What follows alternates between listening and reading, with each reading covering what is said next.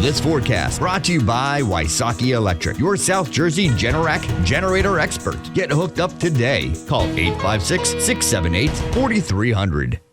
Well, guys, look, temperatures were definitely able to moderate through the course of the afternoon. Currently sitting at 48 degrees in Marlton, 48 in Hamilton, as well as Mays Landing. A little cooler to the north in Trenton at 43, 40 over in Asbury Park, 43 in Atlantic City. And then on the other side of the Delaware River, Media coming in at 45, Doylestown at 44, and 43 in Norristown with a light breeze shifting off of the ocean. And that breeze is going to be picking up and going to be considered into where we go for tidal flooding going into Sunday and Monday. Don't forget, we have the full moon coming up on Monday, and we're going to have a pretty sizable storm coming through, and that's going to make matters worse. 47 our high temperature today, which is above average. 43 is where we should be. Nothing significant there. How about 70 degrees? Last year at this time, we were roasting. Absolutely. You know, it was like you could go outside and do a barbecue.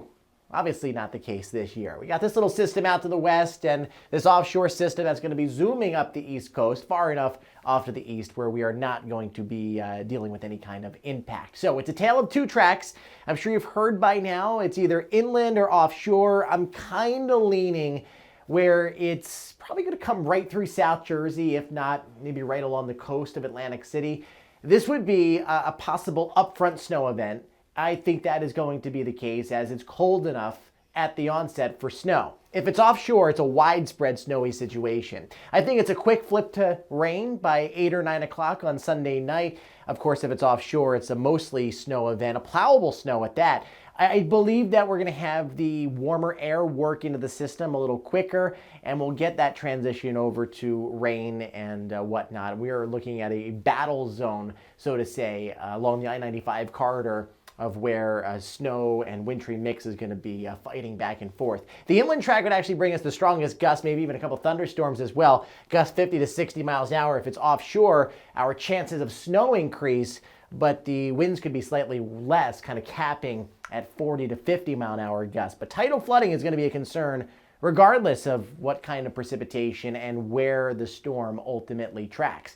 Best guesstimate right now, I am not going to be putting out a snow map just yet. I just want to show you where I believe the greatest chance of snow is. And that's well to the west of Philadelphia, maybe about 30 or 35 miles.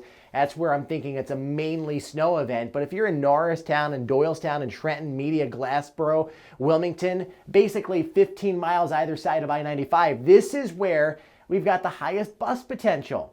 I think a few inches of snow is possible in this area before a flip over to rain. I mean, it might even snow down into the beaches.